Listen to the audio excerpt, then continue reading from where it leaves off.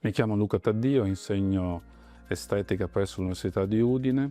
Qui in questi ultimi 12 anni abbiamo realizzato oltre 800 incontri, una media di 70 incontri l'anno grazie al Festival Mimesis e al premio Udine Filosofia. Qui è nato anche il primo master in filosofia del digitale e a partire da questa esperienza abbiamo dato vita al corso di laurea in filosofia e trasformazione digitale. Non è soltanto un percorso di istruzione universitaria, è una vera e propria scommessa, un progetto culturale che l'Università di Udine, fra le prime, se non la prima in Italia in realtà, ha cercato di portare avanti. La scommessa qual è? Vedere quello che è un cambiamento epocale. La nostra epoca si trasforma, non è più quella di 20, 30, 40 anni fa, è qualcosa di diverso. A cambiare è la trasformazione digitale, iniziata già da qualche decennio, ma che oggi sta portando la sua accelerazione vera e propria. Cosa cambia? Cambia il modo di rapportarsi agli altri, a noi stessi, la società. Il digitale cambia, trasforma, non ci sono più centri ma solo periferie. Una rete in cui ci si muove e in cui si cerca di capire da che parte andare. Il corso in filosofia e trasformazione digitale a Udine offre una solida formazione filosofica con un innesto riguardante le nuove tecnologie digitali. Non si tratta di rendere i filosofi ingegneri, ma di rendere i filosofi consapevoli del mondo nel quale si calano e nel quale dovranno lavorare, pensare e riflettere. È un progetto interessante, è un progetto che consiglio, è un progetto utile per chi vuole vedere ed essere all'altezza delle trasformazioni del proprio presente.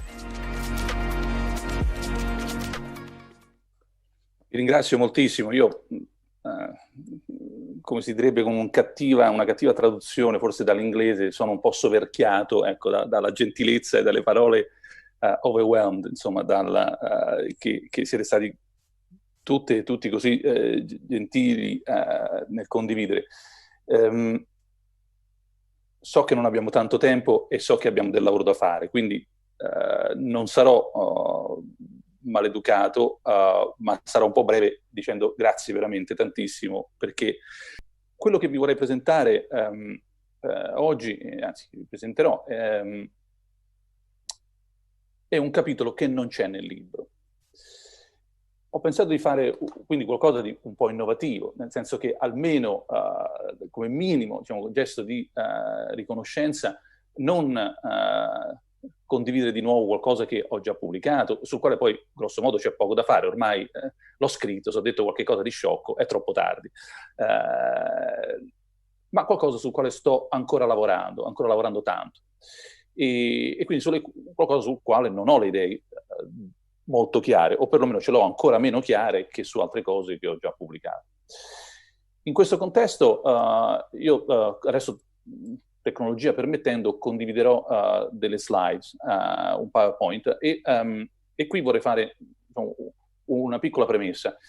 Mi vorrei scusare con tutte le persone che ci stanno ascoltando, perché per una volta tanto invece di mostrare la punta dell'iceberg, che è quella poi che interessa sempre un po' a tutti, vorrei far vedere quello che sta un po' sotto il velo dell'acqua, cioè il lavoro un po' più duro, un po' più pesante, anche se volete leggermente più noioso, che poi porta a far emergere alcune idee.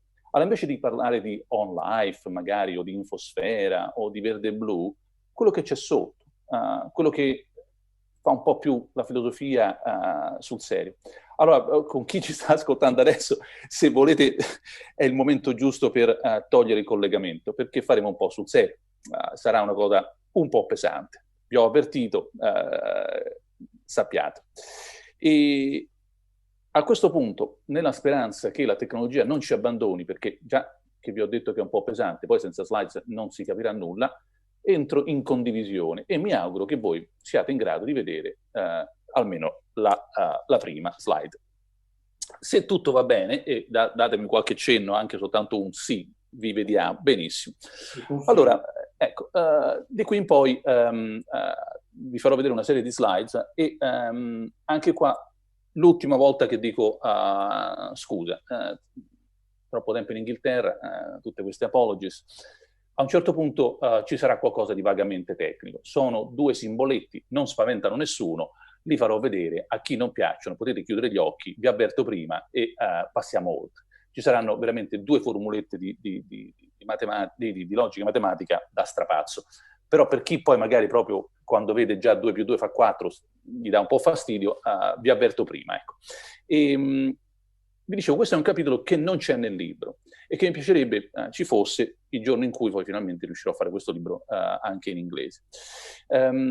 Su questo tema, su tecnologia della speranza, vorrei intrattenervi spiegando questi punti. Tra l'altro è tutto in inglese, ma ovviamente la lezione la facciamo in italiano. Prima una veloce introduzione per riscaldarci proprio, una cosa un po' simpatica, gentile, lì dove il filosofo di turno fa finta di essere comprensibile. Diciamo, ma vedi, allora ci aveva spaventato, ma invece adesso è tutto facile. Allora, vi ho avvertito, decolleremo gentilmente. Poi abbiamo 2 momenti, uno che cos'è la speranza e come funziona il meccanismo della speranza, cioè la definizione e la logica, e lì ci sarà da fare un po' di corsa in salita, diciamo così. Poi cominciamo a scendere, invece sarà un po' più gentile. Come mai la tecnologia si è appropriata della speranza? Cioè, come fanno oggi le tecnologie digitali a essere quello che si chiamerebbe in altri contesti il discourse, cioè il discorso su, ma non il discorso del presidente, cioè quello che sarebbe un po' alla francese la conversazione intellettuale che domina, diciamo, la cultura in questo contesto. Il techno-hope. E poi perché c'è modo e c'è un'apertura a una speranza migliore, più interessante. Le tecnologie della speranza hanno un po' dirottato loro su altri temi, cose che invece dovrebbero essere prese un po' più sul serio. C'è un ritorno, diciamo, a una speranza un pochino più seria, un pochino più solida. È qua il momento giusto per introdurre un'altra premessa. Non sono religioso, non lo sono più, lo sono stato. Questo è importante perché altrimenti chi ci sta ad ascoltare potrebbe pensare che certi messaggi che arriveranno lì tra una mezz'oretta o giù di là provengano da una visione religiosa del mondo. Non è così, ma da filosofo io che quindi qualcosa lì suonerà vagamente teologico, sappiate che è obtorto collo che arrivo da quelle parti, non perché ci voleva arrivare, diciamo, in principio, già sapendo chi era l'assassino. Una conclusione e avremo chiuso. Allora, la parte più facile, l'introduzione. Allora, questo adesso vi faccio vedere un po' di slides per riscaldare i motori. Allora, la pubblicità ha rubato al discorso religioso termini come paradiso, cioè se non hanno cioccolato in paradiso io non ci vado. Per fortuna ecco che c'è anche questa barra, vedete, Chocolate Heaven Bar, cioè, quindi in paradiso hanno anche la cioccolata, stiamo tranquilli. C'è il Paradise Supreme, vedete che la pubblicità ha rubato, fatto suo, si è appropriata di un linguaggio che non le appartiene. Possiamo andare avanti, c'è anche per chi invece magari ha preferenze un po' meno paradisiache, c'è un cioccolato che è sinful, cioè da andarci fino all'inferno, ed eccolo lì, anche all'inferno abbiamo la cioccolata. Allora, questo modo di pensare, questo modo di usare il linguaggio per veicolare un messaggio, ci fa capire che ogni tanto, quando qualcosa emerge, una nuova disciplina si appropria di concetti e terminologie che appartengono a discipline passate. Ora, un classico, in questo caso, sto anticipando, ma ne parleremo un po' di più nei prossimi minuti, è quello dell'emergere del discorso politico rispetto al discorso teologico. Quando, semplifico moltissimo, intorno all'Ottocento, nascono le scienze sociali, ma questo poi più lungo, corto, ma insomma, in quel periodo lì, non hanno una loro terminologia già ben determinata. Qual è la terminologia ben determinata, robusta, forte? È quella teologica. Allora, Schmitt, già da tanto tempo, teorizza che tutto quello che noi diciamo, ad esempio, dello Stato, è una terminologia che abbiamo ereditato da quello che noi dicevamo in teologia rispetto ad altre forze, ad altre capacità di azione. E questa traduzione o furto fa parte, diciamo, dell'evoluzione del nostro sapere. Ecco che allora qua cominciamo a parlare di speranza e vi vorrei far vedere come le chiacchiere che noi facciamo, o meglio, il discorso sulla speranza, sia stato via via un po' preso per mano e trasportato dalla teologia alla tecnologia. Ora, questo qui è in inglese, ma noi lo sappiamo benissimo, c'è anche la versione in greca, per chi invece l'inglese non lo preferisce, ma quello che è importante sono le 2 paroline in rosso, speranza, cioè il peace. Quello che mi interessa, soprattutto perché siamo un po' in zona, è farvi vedere dove sta. Lo sappiamo benissimo, perché questo, almeno chi come me ha fatto il catechismo a scuola, fede, speranza e carità. E te lo dicono 1000 volte, fede, speranza e carità. Nessuno dice queste tre parole in un ordine diverso, perché Paolo nei Corinti 1 le mette in questo ordine. Stanno in questo ordine per una ragione importante. E la fede, la speranza e la carità sono tre, ma dice poi lì, ma guarda che quella più importante è la carità, perché è l'unica che resta. Una volta che sei morto, della fede non ci fai più niente, della speranza nemmeno, ti resta la carità dall'altra parte, diciamo così, se ti ha detto bene, diciamo, se sei finito in paradiso. Terminologia a parte, immaginate un missile a 3 stadi che nella vita parte dalla fede, arriva alla speranza, per poi entrare in orbita attraverso la carità. E Paolo lo dice bene, San Paolo, dice guardate che un giorno non avrete più bisogno di fede e non avrete più bisogno di speranza, perché sarete dall'altra parte, sarete in presenza del divino, di Dio, eccetera. Ecco, questo ordine, io è da quando sono bambino che me lo ricordo, fede, speranza e carità. Allora, questo è Giotto, famosissimo, Cappella degli Scrovegni, l'abbiamo vista tante volte. Recentemente, qualche anno fa, ero da quelle parti e feci una fotografia che poi mi sono reso conto mi è tornata molto utile per questa lezione. Lo vedete il quadrato rettangolo rosso lì in basso? Sta a indicare l'iconografia delle 3 virtù teologali che vi ho appena ricordato, fede, speranza e carità. Adesso ve lo ingrandisco, eccole lì, vedete che sono 1, 2, 3, fede, speranza e carità. La cosa interessante è che non stanno in quell'ordine. Non è banale. A quei tempi non si scherzava su queste cose. E la Cappella degli Scrovegni non è stata fatta a caso, lo sappiamo bene, ci sono studi su studi della iconografia complessissima, eccetera. Se andate ulteriormente a ingrandire, la terza verso il centro, cioè quella che è più vicina al Cristo,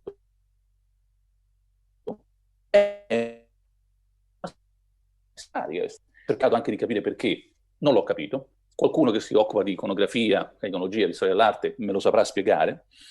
Ci saranno testi che forse hanno messo queste 3 in questo ordine, è però peculiare e mi fa gioco benissimo sapere che la speranza è quella che forse è più vicina, diciamo così, al Redentore e così via.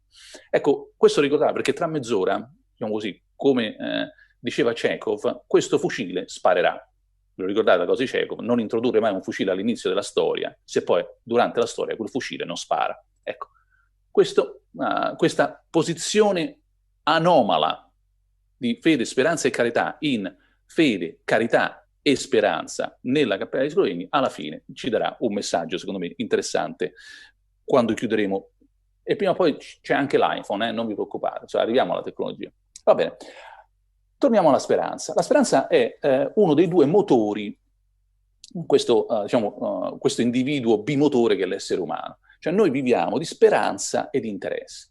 Immaginate che siano queste 2 forze che ci trascinano nell'area della vita, insomma. E allora un po' speranza, un po' interesse, un po' interesse, un po' speranza. Questi sono i 2, diciamo, motori della motivazione umana. Che cos'è che è successo però recentemente? È che il discorso economico, cioè tutta la retorica, il modo di fare cultura, il modo di dare significato alla nostra vita da un punto di vista economico, si è appropriato di tutta l'analisi dell'interesse. Cioè noi oggi se parliamo di interesse, in genere ne parliamo in termini che sono legati strettamente o alla teoria dei giochi, o a qualche business model, o a versioni economiche, l'homo economicus e tutto il resto. Poi lo critichiamo anche, magari non siamo contenti, ma quella modalità di formattare, cioè di dare senso all'interesse, è tipicamente economico. Ora, che è successo, e su questo poi non tornerò perché è una metà del discorso che faremo un'altra volta, è che la tecnologia, essendo oggi il digitale l'economia che fa agio su tutte le altre economie, la tecnologia digitale oggi si è appropriata dell'analisi economica dell'interesse. Allora, ecco un 2 e 3. L'interesse è uno dei grandi motori, il discorso economico si occupa, ha un po' fatto suo l'analisi dell'interesse e oggi, siccome l'economia predominante è quella digitale, oggi l'economia digitale ci parla di interesse. Su questo io non tornerò, ma immaginate che uno dei motori sia fatto così, interesse dal discorso economico al discorso tecno. Dico tecno non per dire appunto che non è una questione di tecnologia, ma di cultura tecno, se avete fatto mai un giro, anche soltanto virtuale, dalle parti di San Francisco. E l'altro motore è quello di cui parleremo oggi per il resto della lezione. L'altro motore è quello della speranza. Ovviamente la speranza è stata inizialmente, si è un po' appropriata del discorso sulla speranza, la religione, soprattutto il cristianesimo, soprattutto in zona nostra, cultura occidentale, europea e così via. Ma come già vi avevo detto, vi avevo già anticipato, quando nasce la politica, la scienza politica, la filosofia politica come disciplina consapevole, si appropria, e questa appunto è la tesi di Schmitt, del discorso fatto sulla speranza e se lo fa suo. Oggi quello che vorrei mostrare è che il terzo passo è che la tecnologia si è appropriata del discorso sulla speranza e che quindi oggi, quando parliamo di speranza, lo facciamo soprattutto in termini di tecnologia. Ora, questa è una tesi un po' forte, spero di convincervi almeno che sia plausibile nelle prossime slides, ma questa è un po' la direzionalità. Allora ecco qui che torniamo ai due motori. Uno è quello dell'interesse, e lì ancora oggi viviamo di analisi di tipo economico sempre più tecno, ma restano appunto in quella zona. L'altro è quello della speranza, e siamo passati dalla religione alla politica alla tecno. Come è successo tutto questo? E soprattutto, di che cosa stiamo parlando quando parliamo di tutta questa roba qua? Ecco, io mi fermerò soltanto su questo. L'altro motore non lo vedremo più, lo lasciamo a sé stante. Le tre domande che vorrei affrontare nelle prossime slide sono queste. Cioè, che cos'è allora questa speranza? Questo motore come è fatto?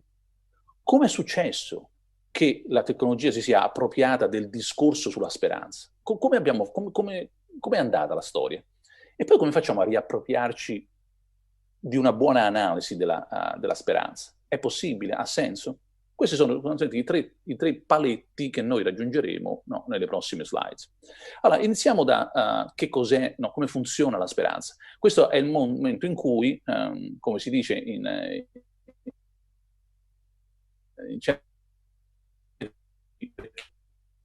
qualcosa di un po' vagamente, ma proprio semplice, di un pezzettino di logica per chi ne vuole sapere un po' di più.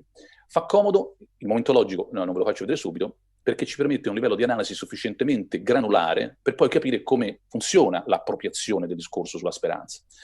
Allora, ecco qua, i nostri, i classici, i grandi, Aristotele, Agostino, Tommaso d'Aquino, Hobbes, Hume, insomma, una grande squadra è d'accordo sull'analisi di che cos'è la speranza.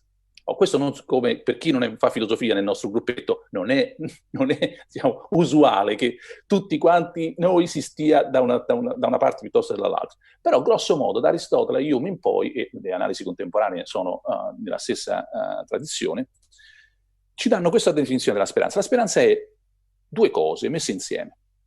Un desiderio rispetto a qualcosa che uno crede sia probabile. Adesso, i prossimi 5 minuti, sgranocchiamo un po' quest'idea.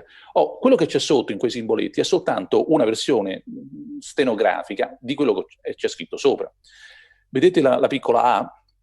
Adesso vediamo se magari il mio cursore riesce a farvelo vedere. Giampaolo mi fa sì o no se vede il cursore benissimo. Ecco, questa A, chiamiamola Alice.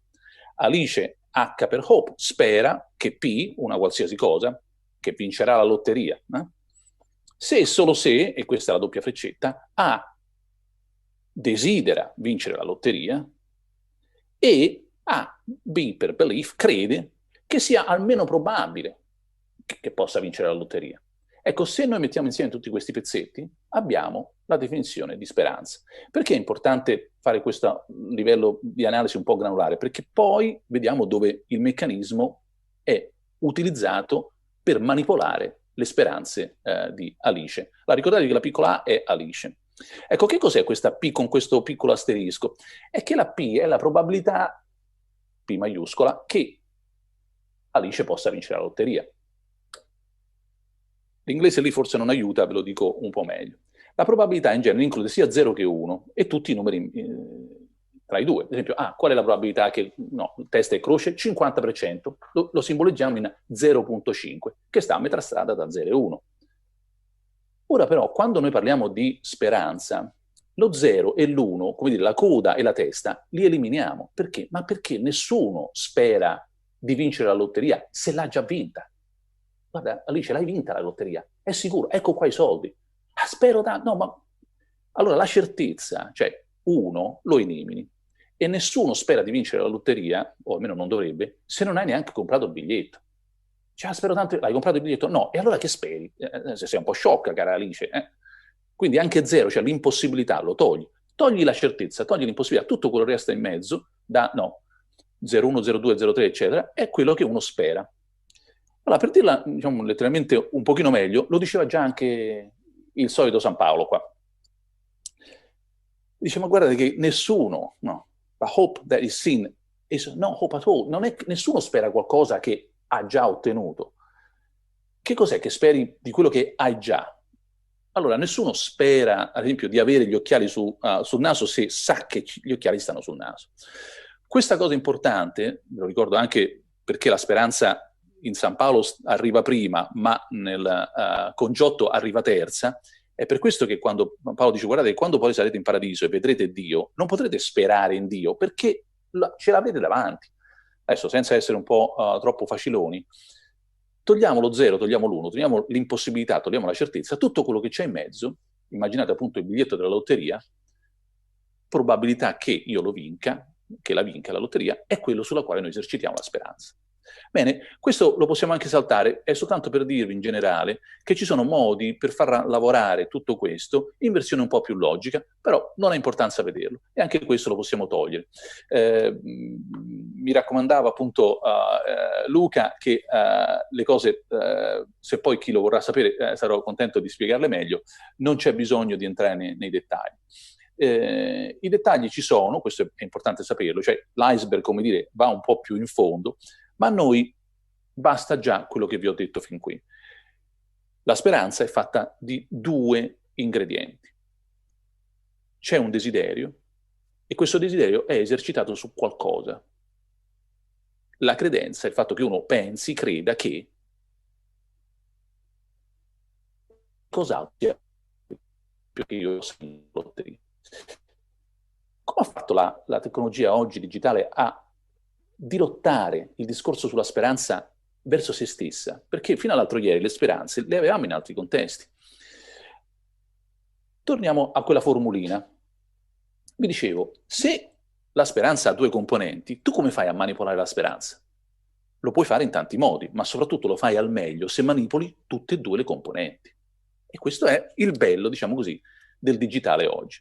Cioè la manipolazione di Alice spera che P è la manipolazione di Alice desidera P e Alice crede che P sia almeno possibile.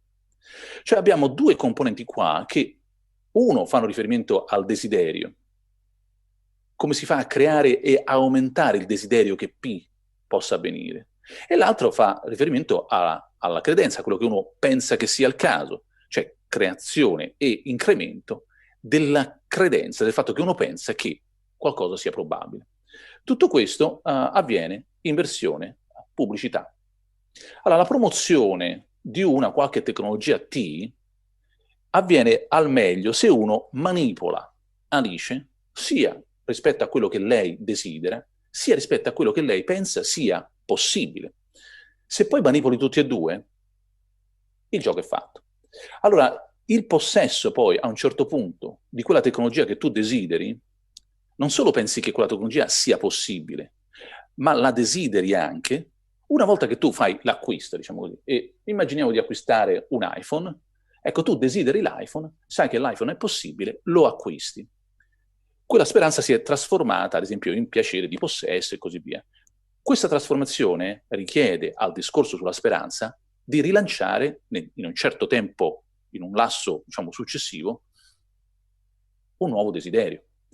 Cioè, quando noi guardiamo al mondo a tutto il mondo della pubblicità, al di là appunto dell'iPhone, come un mondo che crea il bisogno, vi ricordate? Crea il desiderio, poi lo esaurisce, ma esaudendolo lo devi ricreare di nuovo, perché altrimenti poi io non comprerò l'iPhone numero 2, 3, 5, 27, 12, come sta avvenendo oggi. Ecco, in questa dialettica mi devi anche dare l'idea che questa sia possibile, che possa avvenire, che si realizzi e che poi sia possibile di nuovo. Questa tecnologia io la chiamerei un talismano. Cioè un talismano, immaginate appunto quello che uno porta magari al collo contro la sfortuna, è una tecnologia della speranza. tu mettendoti il talismano, magari un braccialetto, io ricordavo, c'era un elettrauto dove andavo da ragazzo che portava questi braccialetti di rame e pensava che il braccialetto di rame portato al polso lo aiutasse contro i reumatismi. Un talismano. Cioè, desiderava qualcosa e pensava che fosse altamente probabile che quel qualcosa avvenisse. Braccialetto di rame al polso mi fa bene per i reumatismi. Il talismano in questo caso diventa tutto il digitale. Cioè il digitale oggi ha assunto questa sorta di ruolo salvifico e se pensate che questa sia roba da filosofo, guardate che cosa stiamo dicendo sulle app per il coronavirus. Sono diventati dei talismani. Cioè, fino all'altro, adesso non funziona e quindi abbiamo anche smesso, ma quando sono stato nella commissione britannica per l'app per il coronavirus, i discorsi che sentivo erano letteralmente, a volte si chiamano anche technosolvism, cioè soluzione tecnologica che ripara tutto, letteralmente facciamo l'app, la facciamo meglio di chiunque altro, problema risolto. Talismano. Cioè una fede, diciamo così, come nel braccialetto di rame che ti fa passare il reumatismo. Allora, le ICT, cioè le Information and Communication Technology, con le loro promesse senza fine di darci più potere, più capacità, più efficienza, più benessere, meno problemi, più tempo e così via, sono a tutt'oggi le tecnologie di tipo talismano più potenti che abbiamo mai sviluppato. Neppure la retorica sull'automobile nei tempi, letteralmente anni 60 negli Stati Uniti, ha raggiunto questo livello di salvifico del digitale. Ecco, questo va tenuto sotto controllo e adesso vedremo un po' come. Sempre per darvi un'idea che tutto questo poi non è un filosofo che parla, questo è invece la punta dell'iceberg, fin qui è quello che c'è sotto. Questa è la tabella di marcia dell'Apple. Parte molto indietro nel 2008, per chi non riesce a vedere in basso, e arriva al 2022.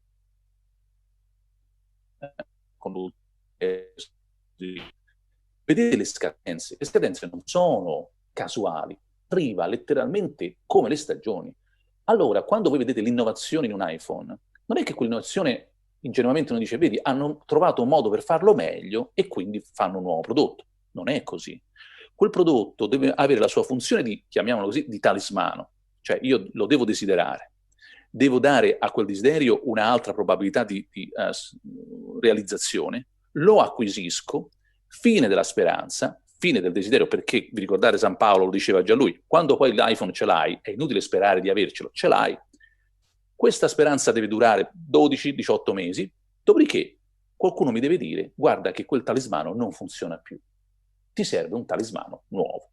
Adesso, senza esagerare con la retorica, ma qui oggi pensa che il proprio iPhone, letteralmente questo qui, deve essere cambiato assolutamente perché senza tre telecamere io non posso fare le foto. Ecco, è preda della versione talismano di queste cose. Benissimo, allora come si fa a uscire un po' da questa logica? Queste tecnologie del talismano, diciamo così, hanno un po' fatto uscire dal discorso quella che è la versione molto più robusta. Vi ricordate, il discorso sulla speranza è anzitutto un discorso religioso, trascendente, spirituale, teologico, ma insomma fa parte di quel mondo, non del mondo tecnologico, produttivo, dell'efficienza e così via, o magari dell'economia. Allora, quello che noi otteniamo oggi, sempre per darvi un'idea di dove sta andando anche la retorica, la pubblicità, è che abbiamo anche intorno ai talismani visioni escatologiche, cioè da discorso sulle ultime cose, questo significa escatologico. E anche il discorso escatologico passa dall'essere religioso a essere di tipo utopistico o tecnologico. E quindi abbiamo le narrative oggi di tipo utopistico, le uniche che ci stanno in giro. Se voi vedete chi oggi parla di utopia, è soltanto commerciale. Io le uniche utopie che vedo, che mi arrivano nel mio orizzonte, sono dei pamphlet, in genere delle bellissime fotografie, di cose, grosso modo, come questa. Questa è l'utopia che noi oggi viviamo. Ora vedete che qui si abbinano tutta una serie di cose. Il discorso religioso è stato tradotto in discorso tecnologico. Tecnosolvismo, cioè vedrai che se c'è un problema troviamo la tecnologia giusta per risolverlo. La trasformazione della tecnologia in talismano, una solitudine, lì quel poveretto sta solo col cane, attenzione, non c'è nessuno in giro. Tutto avviene tutto insieme, Perché Blade Runner è bellissimo? Perché non fa così. Perché quella robaccia lì è soltanto chi vi deve vendere, e questo adesso spero di non offendere nessuna company che potrebbe essere online, vi deve vendere il pacchetto. Ci sono società oggi che vendono il pacchetto Smart City, costa un occhio della testa, tu lo prendi e costruisci una Smart City sana da 50 o 100.000 persone. In Corea del Sud, le ho viste con i miei occhi, mi ci hanno portati quelli del Ministero, ci guardi professore, questa qua l'abbiamo costruita tutta oggi, è fatta così. Ma a Roma non funziona così, perché da qualche parte purtroppo c'è anche il Colosseo, cioè c'è una storicità, una profondità di sedimentazione che il tecnosolvismo non sopporta. Ecco, vedete che allora tutte queste cose, tu guardi questa immagine e ti sembra normale, ma dietro, sotto questa punta dell'iceberg, ce n'è di roba. Benissimo. Torniamo allora a un po' più in superficie, che abbiamo visto fino adesso. Allora siamo passati velocemente in questa tecnologia dell'interesse dalla politica all'economia alla discourse, cioè al discorso sulla tecnologia, dalla religione alla tecnologia della speranza, e quindi abbiamo delle tecnologie dell'interesse di cui non vi ho parlato, vi ricordate, uno dei due motori dell'aereo, e tecnologia della speranza. Oggi, quando ci viene venduta, voi la prossima volta che vedete una pubblicità, prendete quell'esempio dell'iWatch, del watch della Apple, la salute al tuo polso, è un talismano, no? Sta tutto lì. È geniale, sono bravissimi perché ovviamente fanno presa su quel motore e non sul motore dell'interesse. Come facciamo a tornare un po', a recuperare una visione diversa? Ecco, qua ci vorrà un po' di lavoro anche qua in salita e spero di non farvi perdere troppo tempo. Come si fa ad avere speranze leggermente migliori? Allora, le ICT, cioè le Information and Communication Technology di tipo talismano, sono anzitutto una cosa buona, ci ricordano almeno una cosa, la potenza della speranza.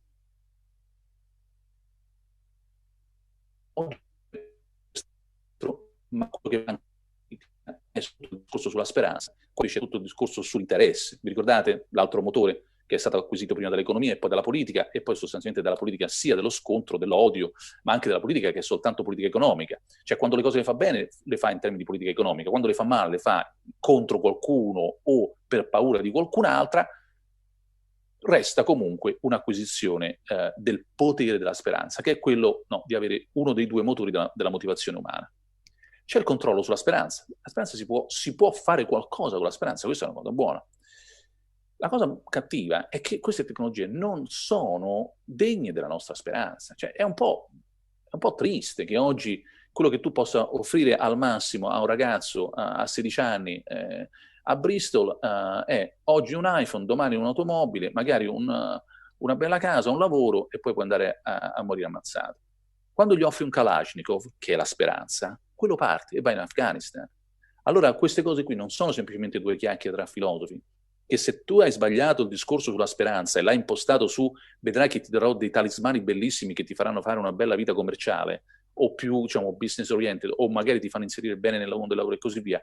Chi poi gli offre veramente speranze anche strampalate, assurde, terroristiche, sbagliate, ma gli offre la speranza, l'aereo andrà in quella direzione. C'è da notare che il valore della speranza non è intrinseco. Non è che la speranza di per sé ha un suo valore, la speranza è un contenitore. Il valore di quel contenitore sta nel contenuto. Cioè dipende da che cosa spero. No? Vi ricordate? Desiderio e credenza che qualcosa sia probabile. Era quella P che dà il valore poi al desiderio e alla credenza. Se tu ci metti, diciamo, dentro il contenitore della speranza, letteralmente il poter acquistare il prossimo telefonino o chissà cosa, è un po' triste, è un po' debole rispetto a speranze un pochino più elevate. Allora, come si fa a elevare la speranza? Ecco, qua vi dicevo la premessa, e ricordatevelo che non sono una persona religiosa, ma è logicamente, diciamo, coerente pensare che tanto più quello su cui speri è importante, tanto più importante è la speranza.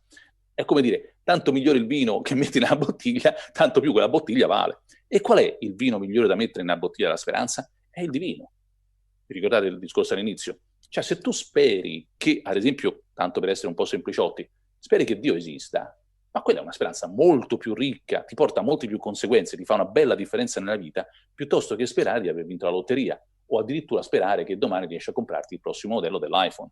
Allora, tanto più alziamo il tiro su che cosa speriamo, tanto più la speranza avrà valore.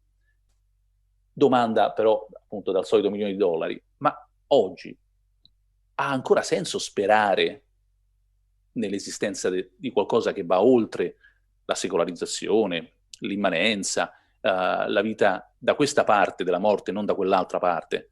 Cioè, oggi la speranza nell'esistenza del divino può essere ragionevole, razionale, oppure è come sperare che esista Babbo Natale?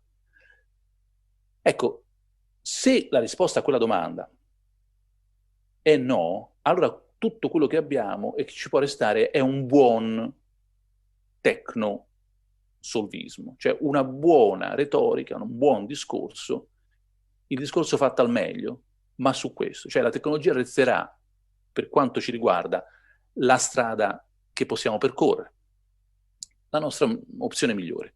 Io penso però che l'altra strada sia, al momento, vi dicevo, work in progress, ci sto ancora un po' pensando, ma non credo che sia bloccata, cioè credo che sia aperta. E adesso vi faccio vedere perché. Allora, ricordatevi quell'analisi classica, no? Cioè la P era la probabilità, non c'era lo 0, non c'era lo 1, Alice spera che P, lei desidera che P, pensa che P sia anche non impossibile, non certo. Ecco, questa era per ricordarvi dove stavamo messi prima. E la cosa fondamentale è quella P. Fin qui noi abbiamo eliminato la testa e la coda, l'impossibilità e la necessità.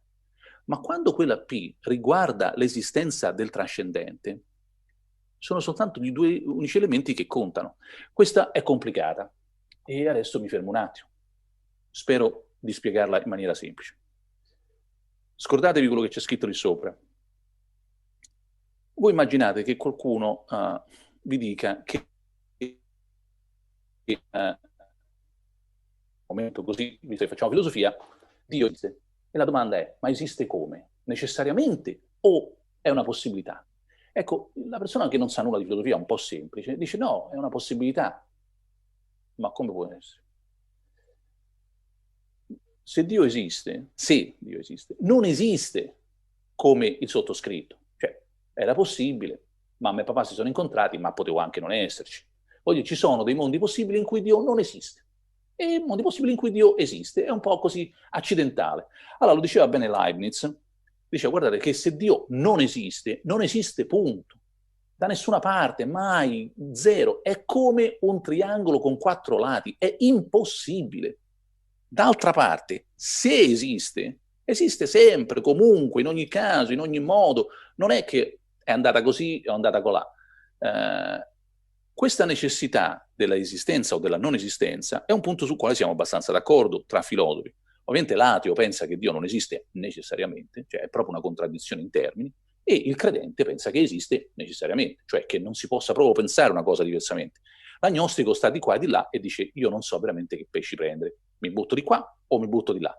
Ecco, io vorrei suggerire un buttarsi da un'altra parte. Saltata quindi questa slide, per cui appunto lì vi ho riportato anche la famosa frase della prova dell'esistenza di Dio, quello che ha tutte le perfezioni e così via. Allora, questo ve l'ho già raccontato. Nell'analisi classica della speranza, noi dobbiamo reintrodurre esattamente quei 2 elementi che abbiamo tolto, perché è l'unico caso, come sappiamo nella storia della filosofia, in cui qualche cosa esiste o non esiste necessariamente.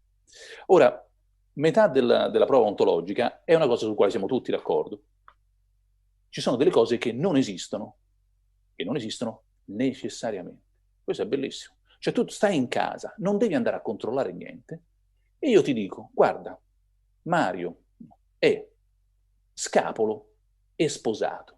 E tu, senza andare a controllare chi è Mario, che ha fatto, dici, impossibile. Cioè, come fai a sapere? Non hai neanche controllato. No, Luciano, scapolo e sposato sono in contraddizione. Non può essere scapolo e sposato al contempo. Dici, ma come? Io te lo dico io, è scapolo e sposato felicemente. Non hai capito niente, Luciano. È impossibile. Nello stesso modo in cui è impossibile avere un triangolo con 4 lati e così via. Quello sul quale non siamo d'accordo è quando fai il lavoro contrario. Dici, guarda, esiste una cosa che esiste necessariamente. E come fai a saperlo? Non è più una negazione, vi ricordate? C'è cose che tra loro non possono andare. È in realtà dire che qualcosa di per sé non può non esistere. Va bene, questo se God, cioè se Dio è fatto così, ha questa proprietà, ma siccome questa proprietà non è possibile, questa cosa qua non esiste. Ecco, in questa modalità, quindi, che spero appunto adesso di tornare un po' in parti più facili tra un attimo, non c'è spazio quando si parla del trascendente, del divino, della divinità, del religioso, di quello che sta dall'altra parte della morte. Cioè, in tante varietà non c'è spazio per la probabilità. O le cose stanno necessariamente in un modo, o non stanno in quel modo necessariamente. O quel qualcosa è come un triangolo con 4 lati, oppure è come 2 più 2 fa 4. Vero necessariamente, falso necessariamente. Ma non può essere qualcosa che, buttiamo la monetina, vediamo un po' che succede. Sì, a volte no, insomma, ecco. Capito questo? Quando, e adesso appunto potete vedere qui, quando ad esempio, e questo mi dispiace perché mi sa tanto simpatico, ma Bertrand Russell diceva io non credo in Dio perché non credo neanche a Babbo Natale. È grave, perché quello è un errore logico. Perché Babbo Natale non esiste, ma non esiste per 1000 ragioni, ma non è che non esiste necessariamente e così via. È come se io dicessi io non credo negli unicorni. Ma perché?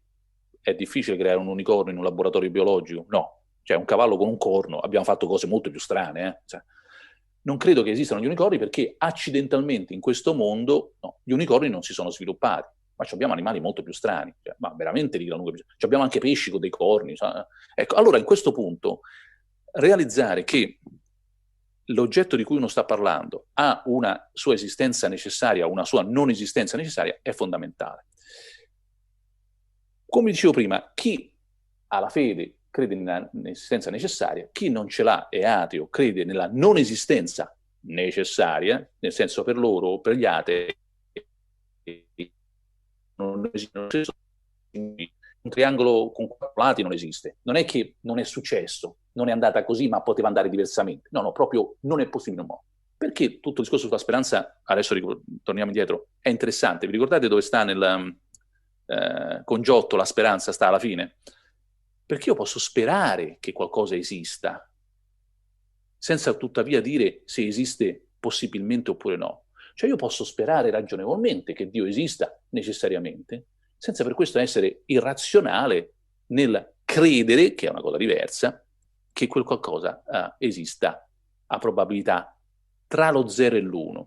Ecco che allora, per questo vi dicevo, bisogna rivedere un po' la versione iniziale della speranza, nel caso in cui l'oggetto della speranza possa avere un'esistenza necessaria, devo poter includere sia lo 0 sia l'1. Cioè posso essere e devo essere in grado di poter dire guarda, io credo in qualcosa che potrebbe esistere, così. Spero. Arriviamo alle conseguenze. Allora, se tutto questo è un po' così, vi ricordo e siamo arrivati.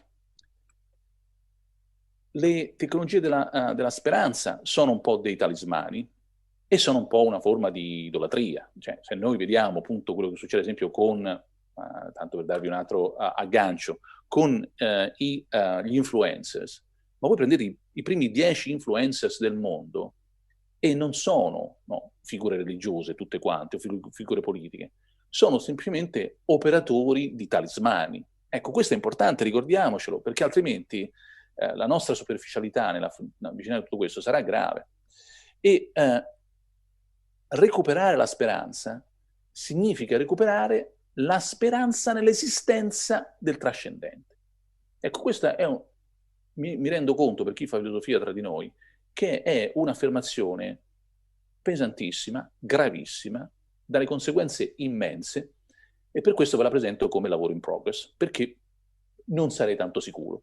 Però fin qui è dove mi ha portato, diciamo, il ragionamento. Significa che dovremmo muoverci, e siamo arrivati, da una teologia della fede a una teologia della speranza.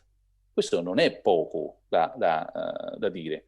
Adesso vedremo un po' come la prende anche la Chiesa Cattolica. Siamo arrivati alla fine. Vi vorrei lasciare con qualche domanda e poi un piccolo riassunto.